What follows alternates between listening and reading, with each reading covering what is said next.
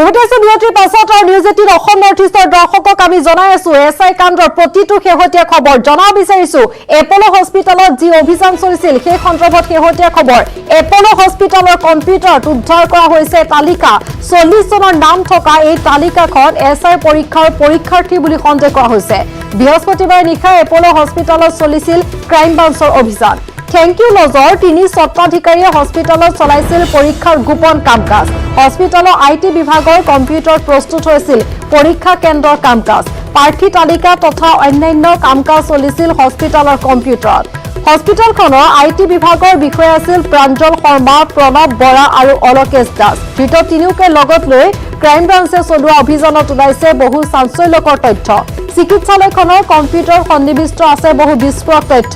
এপলো হস্পিটালৰ পিছত নিশা পুনৰ থ্যাংক ইউ লজত ক্ৰাইম ব্ৰাঞ্চে অভিযান চলায় আৰু অভিযানত ওলাই পৰিছে এই সমূহ নতুন তথ্য আমি জনাইছো এপলো হস্পিটালত যি অভিযান চলোৱা হৈছিল সেই অভিযান সন্দৰ্ভত শেহতীয়া তথ্য ইতিমধ্যে পোহৰলৈ আহিছে এই অভিযানত জানিব পৰা গৈছে 40 জন ব্যক্তিৰ এখন তালিকা লাভ কৰা হৈছে আৰু সন্দেহ কৰা হৈছে যে এই তালিকাখন এছআই পৰীক্ষাৰ পৰীক্ষাৰ্থী বুলি বৃহস্পতিবাৰ নিশা এপলো হস্পিটালৰ ক্ৰাইম ব্ৰাঞ্চৰ অভিযান চলিছিল আৰু থ্যাংক ইউ লজৰ যি তিনি স্বত্বাধিকাৰী তেওঁলোকে হস্পিটালত চলাইছিল পৰীক্ষাৰ গোপন কাম-কাজ কাৰণ থ্যাংক ইউ লজৰ তিনি স্বত্বাধিকাৰীয়ে হস্পিটালৰ আইটি বিভাগৰ কম্পিউটাৰ প্ৰস্তুত কৰিছিল পৰীক্ষা কেন্দ্ৰৰ কাম-কাজ প্ৰাৰ্থী তালিকা আৰু অন্যান্য কাম-কাজ হস্পিটালৰ কম্পিউটাৰত চলিছিল হস্পিটালৰ আইটি বিভাগৰ বিষয়া আছিল এই লজৰ তিনিগৰাকীকৈ স্বত্বাধিকাৰী প্ৰাঞ্জল শৰ্মা প্ৰণৱ বৰা আৰু অলোকেশ দাস আৰু অভিযান সন্দৰ্ভত শেহতীয়া খবৰৰ বাবে আমাৰ সৈতে ফোনযোগে সংযুক্ত হৈছে আমাৰ সাংবাদিক গুঞ্জন কলিতা গুঞ্জন ৰাজ্যৰ বিভিন্ন প্ৰান্তত চলি আছে অভিযান বহু নতুন নতুন তথ্য পোহৰলৈ আহিছে এপলো হস্পিটালত চলা অভিযানৰ শেহতীয়া তথ্য আপোনাৰ পৰা জানিব বিচাৰিম আমি কালি নিশাই যেতিয়া ক্ৰাইম ব্ৰাঞ্চৰ অভিযান চলিছিল এপলো হস্পিটালত তেতিয়া আমি স্পষ্টকৈ কৈছিলো আমাৰ দৰ্শকক উদ্দেশ্যি যে যি তিনিগৰাকী লৈ কালি ক্ৰাইম ব্ৰাঞ্চে অভিযান চলাইছিল এপলো হস্পিটালত তাৰে দুগৰাকী আছিলে আইটি বিভাগৰ সৈতে কৰ্মৰত আৰু এগৰাকী আছিলে একাউণ্টৰ আৰু সেই তাত তেওঁলোকৰ এপলো হস্পিটালে দিয়া যিকেইটা তাত কম্পিউটাৰ আছিল সেই কম্পিউটাৰতে এছআই পৰীক্ষাৰ তালিকা প্ৰস্তুত কৰা হৈছে আৰু যি তালিকা ইতিমধ্যে প্ৰতিগৰাকী দৰ্শকে দেখা পাইছে আৰু কেৱল তালিকা প্ৰস্তুতেই নহয় তালিকা প্ৰস্তুত প্ৰাৰ্থীৰ ফটো আদি তেওঁলোকে কেনেধৰণে কি কৰিব সেই সকলোখিনি তাতে কৰা হৈছিল আনকি সেইবোৰ তাত টাইপ কৰি তাত প্ৰিণ্ট আউট উলিওৱা হৈছিল গতিকে এপলো হস্পিটালৰ কম্পিউটাৰ আদি ব্যৱহাৰ কৰি তেনেধৰণে এপলো হস্পিটালতে কৰ্মৰত তিনি কৰ্মচাৰীয়ে এই এছআই কেলেণ্ডাৰী বা এছআই পৰীক্ষা সৃষ্টি হৈছে এই আমূল হোৱা এই তিনিগৰাকী অন্যতম আৰু এই অন্যতম তিনিগৰাকীয়ে তেনেধৰণে চলাইছে এতিয়া আৰক্ষীয়ে এটা ইতিমধ্যে সন্ধান লাভ কৰিছে তথ্য লাভ কৰিছে আৰু কালিখিনিও নিশা কম্পিউটাৰ টেষ্ট কৰা হৈছিল প্ৰিণ্টাৰ টেষ্ট কৰা হৈছিল হাৰ্ড টেষ্ট কৰি লোৱা হৈছিল এই এই সকলোখিনি পৰিষ্কাৰ হৈছে আৰু আন এটা কথা ক'ব পাৰি যে কিছু সময় পিছত পুনৰ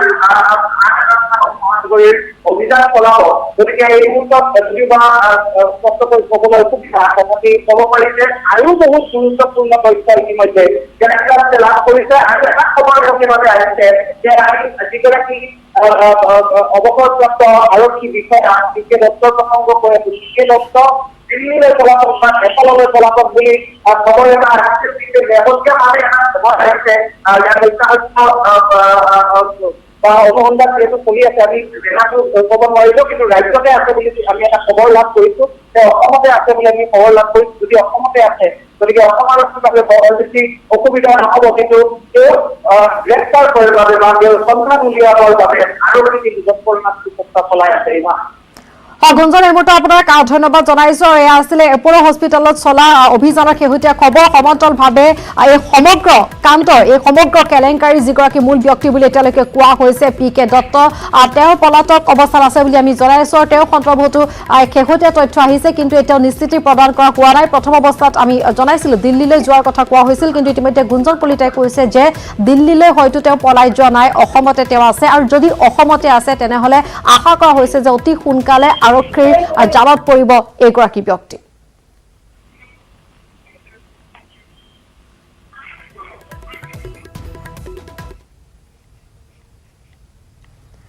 আগৈছো পৰৱৰ্তী খবৰলৈ জনা বিচাৰিছো এই মুহূৰ্তৰ এক ব্ৰেকিং নিউজ দেশৰ বিশিষ্ট সংগীত শিল্পী এছপি বালাসুব্ৰমণৰ দেহাৱসান কোভিড-19ত আক্ৰান্ত হৈ মৃত্যু ঘটিছে বিশিষ্ট সংগীত শিল্পীগৰাকীৰ চেন্নাই এখন ব্যক্তিগত খণ্ডৰ হস্পিটেলত শেষ নিশ্বাস ত্যাগ কৰিছে আগষ্ট মাহত চিকিৎসালয়ত ভৰ্তি কৰোৱা হৈছিল বিশিষ্ট সংগীত শিল্পীগৰাকীক মৃত্যুৰ সময়ত এছপি বালাসুব্ৰমণৰ বয়স আছিল ৭৪ বছৰ এক শোকাবহ খবৰ এই মুহূৰ্তত নিউজ 18 অসম নৰ্থ ইষ্টৰ দৰ্শকক আমি জনাইছো দেশৰ বিশিষ্ট সংগীত শিল্পী এছপি বালা সুব্ৰমণিয়াম আৰু আমাৰ মাজত নাই কোভিড-19ত আক্ৰান্ত হৈ মৃত্যু ঘটিছে বিশিষ্ট সংগীত শিল্পীগৰাকীৰ চেন্নাই এখন ব্যক্তিগত খণ্ডৰ হস্পিটেলত তেওঁ শেষ নিশ্বাস ত্যাগ কৰিছে আগষ্ট মাহত চিকিৎসালয়ত তেওঁক ভৰ্তি কৰোৱা হৈছিল মৃত্যুৰ সময়ত তেওঁৰ বয়স আছিল ৭৪ বছৰ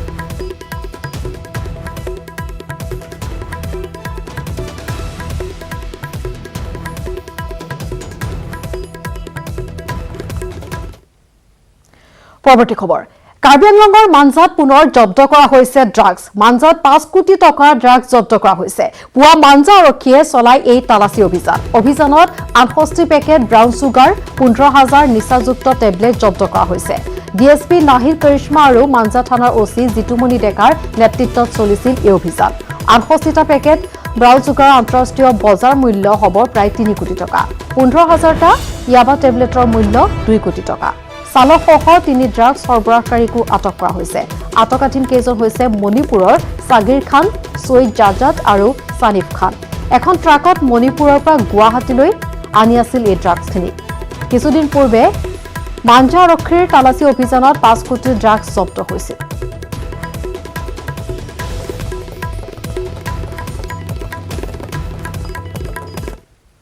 মাৰ্কেটত ৩ কোটি টকা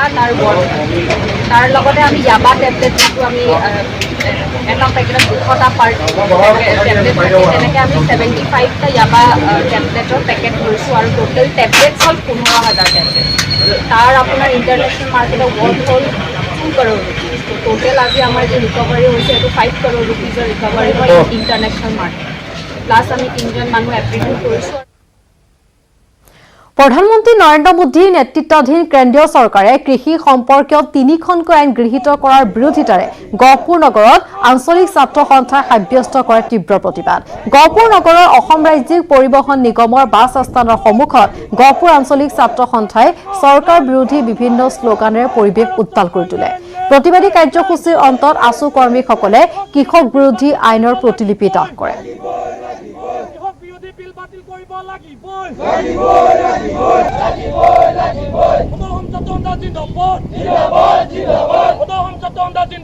কেন্দ্ৰীয় চৰকাৰখনৰ যে জনমতৰ প্ৰতি যে কোনো গুৰুত্ব নাই এই কথাটো স্পষ্ট এই চৰকাৰখনে যি আমাৰ কৃষকসকলৰ কাৰণে বিল আনিছে এই বিলখন আমি বিৰোধিতা কৰিছোঁ আৰু ইয়াৰ পৰা আমি স্পষ্টভাৱে কৈ দিছোঁ যে অসমৰ জনতাই গহপুৰৰ জনতায়ো এই বিল মানি ল'ব নোৱাৰে কাৰণ এই বিলখন আহি যোৱাৰ লগে লগে কৃষকসকলৰ যে অৱস্থা অতি বেয়া শোচনীয় হৈ যাব এই কথাটো স্পষ্ট এইকাৰণে আমি ইয়াৰ পৰা দাবী জনাইছোঁ যে অতি সোনকালে এই বিলখন বাতিল কৰাৰ ব্যৱস্থা গ্ৰহণ কৰিব লাগিব আৰু ইফালে মৰিয়নিত এনএছইউৰ প্ৰতিবাদ এছআই পৰীক্ষাৰ প্ৰশ্ন কাকত ফাদিল হোৱাত অসম চৰকাৰ গৃহ বিভাগৰ ব্যৰ্থতাৰ প্ৰতিবাদত মৰিয়নিত যোৰহাট জিলাৰ এনএছইউৰ প্ৰতিবাদী কাৰ্যসূচী প্ৰতিবাদকাৰীসকলে মৰিয়নি থানা তিনিআলিত অসমৰ মুখ্যমন্ত্ৰী সৰ্বানন্দ সোণোৱালৰ প্ৰতিকৃতি দাহ কৰাৰ লগতে বিভিন্ন চৰকাৰ বিৰোধী শ্লোগানেৰে পৰিৱেশ উত্তাল কৰি তোলে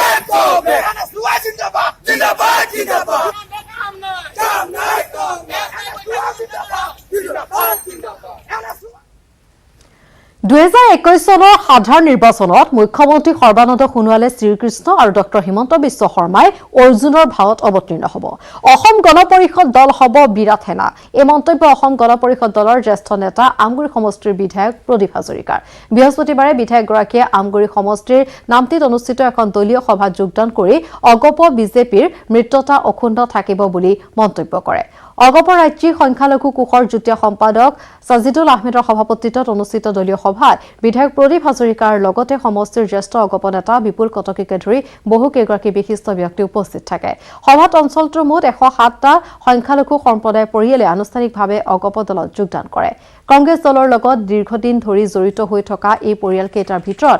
মণ্ডল কংগ্ৰেছৰ প্ৰাক্তন বিষয়ববীয়া মহম্মদ আব্দুল মতিন আৰু কংগ্ৰেছৰ প্ৰাক্তন ৱাৰ্ড সদস্যা অঞ্জু বেগমো আছে আমাৰ বৰ্তমানৰ যিগৰাকী মুখ্যমন্ত্ৰী সৰ্বানন্দ সোণোৱাল আৰু হেমন্ত বিশ্ব শৰ্মা এওঁলোক দুইজনে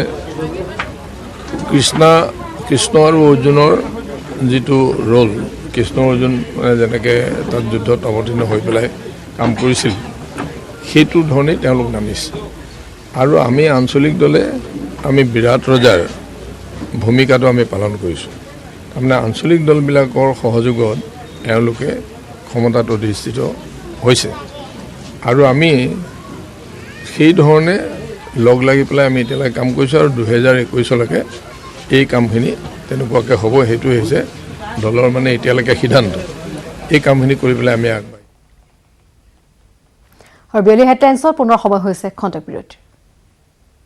প্ৰাক্তন মুখ্যমন্ত্ৰী তৰুণ গগৈ স্বাস্থ্য সন্দৰ্ভত আজি এইমছৰ সঞ্চালকৰ সৈতে আলোচনাত মিলিত হয় জিএমচিএছৰ চিকিৎসক ভিডিঅ' কনফাৰেন্সিঙৰ যোগে হোৱা এই আলোচনাত উপস্থিত থাকে ৰাজ্যৰ স্বাস্থ্য মন্ত্ৰী ডক্টৰ হিমন্ত বিশ্ব শৰ্মা সাংসদ পুত্ৰ গৌৰৱ গগৈও আলোচনাৰ সময়ত উপস্থিত থাকে প্ৰাক্তন মুখ্যমন্ত্ৰী তৰুণ গগৈৰ স্বাস্থ্য ক্ৰমাৎ উন্নত হোৱা বুলি প্ৰকাশ কৰিছে স্বাস্থ্যমন্ত্ৰী ডক্টৰ হিমন্ত বিশ্ব শৰ্মাই বৰ্তমান পুনৰ জিএমচিএছৰ আইচিইউত চিকিৎসাধীন হৈ আছে প্ৰাক্তন মুখ্যমন্ত্ৰীগৰাকী শ্বাস প্ৰশ্বাসজনিত সমস্যাত ভোগাৰ বাবে বৃহস্পতিবাৰে জিএমচিএছৰ আইচিইউত ভৰ্তি কৰোৱা হৈছিল বৃহস্পতিবাৰে পুনৰ তৰুণ গগৈ দেহত কমি গৈছিল অক্সিজেনৰ পৰিমাণ পূৰ্বৰ চিকিৎসকৰ দলটোৰ তত্ত্বাৱধানতে ৰখা হৈছে তৰুণ গগৈ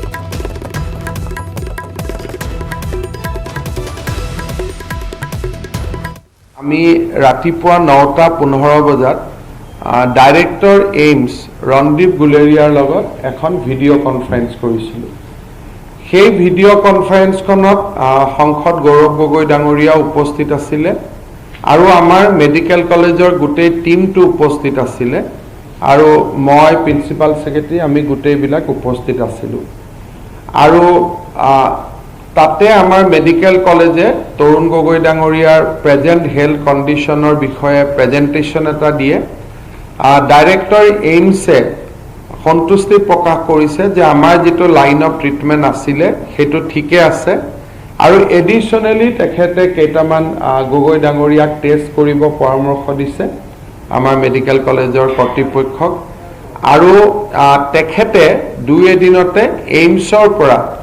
এজন ফেকাল্টিক গগৈ ডাঙৰীয়াক চাবৰ কাৰণে পঠিয়াই দিম বুলিও তেখেতে আমাক জনাইছে আজিৰ দিনটোত তৰুণ গগৈ ডাঙৰীয়াই 3 লিটাৰ অক্সিজেনত 94 অক্সিজেন সেচুৰেশন মেইনটেইন কৰিছে অৰ্থাৎ ওভাৰনাইট তেওঁৰ স্বাস্থ্যৰ উন্নতি হৈছে যোৱাকালিৰ তুলনাত যোৱাকালি 6 লিটাৰ আছিলে আজি 3 লিটাৰলৈকে নামিছে আৰু যোৱাকালি 6 লিটাৰ 92 আছিলে আজি 3 লিটাৰতে 94 আছে আৰু আজি আমাৰ প্ৰায় 1 ঘণ্টা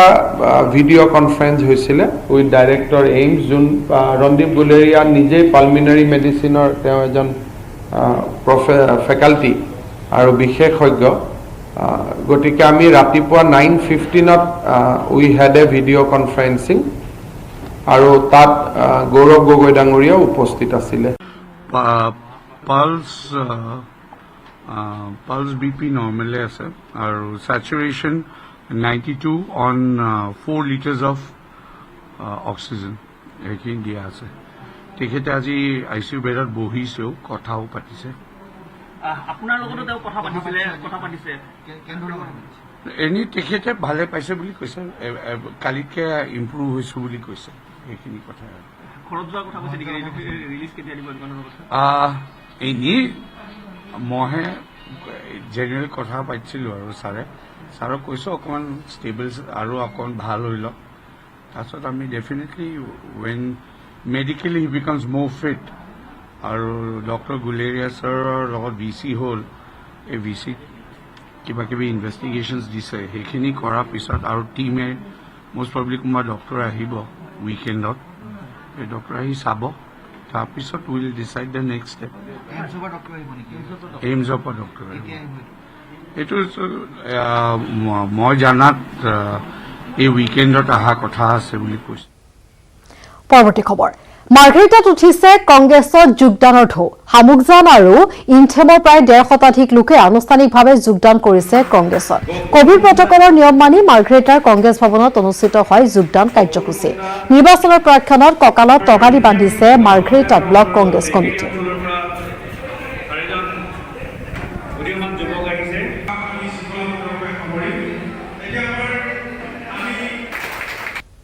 বিৰোধী দল আৰু একাংশ সংবাদ মাধ্যমে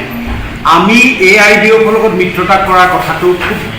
বেছিকৈ প্ৰচাৰ কৰিছে। আচলতে আমাৰ দলৰ শীৰ্ষ নেতৃত্বই কৈ আছে, আমাৰ কোৰ কমিটিয়ে কৈছে, আমাৰ মাননীয় সভাপতিয়ে কৈছে মহাজোঁট বন্ধন। মহাজোঁট বন্ধনটোত কেৱল কংগ্ৰেছ আৰু AIDF নহয়, আমাৰ লগত বিজেপি বিৰোধী যিবিলাক আঞ্চলিক শক্তি আছে সকলো কাৰণে আমাৰ দুৱাৰ দলে খোলা ৰাখিছে। আমি AJPও যদি আমাৰ লগত বিচাৰে মিত্ৰতা আমি তেওঁলোকৰ লগত কৰিবলৈও ৰাজি। CPI, CPML এইবিলাক যিবিলাক বিৰোধী বিজেপি বিৰোধী যিবিলাক শক্তি সেই আটাইবোৰক লগত লৈ মহাজোঁট গঠন কৰাৰ কথাটো কৈছে। আৰু এই AIDFটো তেওঁলোকে এইকাৰণেই প্ৰচাৰ কৰে যে এইটো যেন এটা এলাৰ্জি অসমৰ উজনি অসমৰ মানুহৰ মনত এটা ঘৃণা বা এটা ধৰ্মীয় মেৰুকৰণৰ ৰাজনীতি কৰিবৰ কাৰণে বিৰোধীয়ে এইটো ক্ষেত্ৰত বেছিকৈ প্ৰচাৰ কৰে। কিন্তু মই নাভাবোঁ AIDFৰ লগত মিত্ৰতা কৰিলে আমাৰ উজনি অসমত ক্ষতি হ'ব বুলি। এইকাৰণে যে যোৱাবাৰো আমাৰ মিত্ৰতা নাছিল, যোৱাবাৰো আমি ইমান ভাল ফলাফল কৰিবলৈ সক্ষম হোৱা নাছিলোঁ। গতিকে ৰাজনীতিটোৱে হ'ল এটা অংগ। গতিকে নামনি আৰু মধ্য অসমত আমাৰ AIDFৰ লগত আমাৰ মিত্ৰতা হ'লে আমাৰ আসনৰ সংখ্যা বাঢ়িব আৰু সেইটোত বিজেপি শংকিত হৈছে। গতিকে সেইকাৰণে তেওঁলোকে এই ধৰণৰ কেৱল AIDF কংগ্ৰেছৰ কেছেটটো তেওঁলোকে বেছিকৈ বুজোৱাবলৈ চেষ্টা কৰিছে। খবৰ এবাৰ বিহাৰৰ 3টা পৰ্যায়ত হ'ব বিহাৰৰ নিৰ্বাচন 28 অক্টোবৰত প্ৰথম পৰ্যায়ৰ ভোটগ্ৰহণ 3 নৱেম্বৰত হ'ব দ্বিতীয় পৰ্যায়ৰ ভোটগ্ৰহণ 7 নৱেম্বৰত হ'ব তৃতীয় পৰ্যায়ৰ ভোটগ্ৰহণ 10 নৱেম্বৰত হ'ব ভোটগণনা মুখ্য নিৰ্বাচনী আয়ুক্ত সুনীল আৰোৰাৰ এই ঘোষণা 243 জনীয়া বিধানসভাত আছে JDU বিজেপিৰ দখলত COVID-19ৰ পাছত এয়া প্ৰথমটো বিধানসভা নিৰ্বাচন।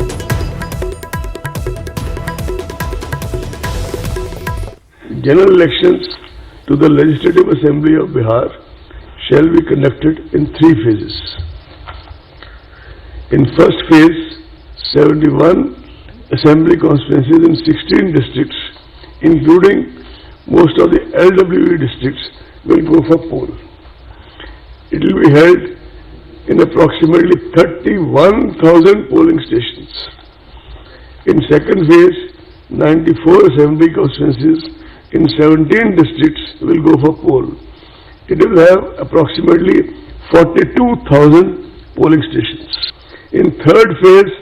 78 assembly constituencies in 15 districts will go for poll. It will have approximately 15 districts. Third phase, 78 assembly constituencies in 15 districts will go for poll. It will have approximately 33,500 polling stations.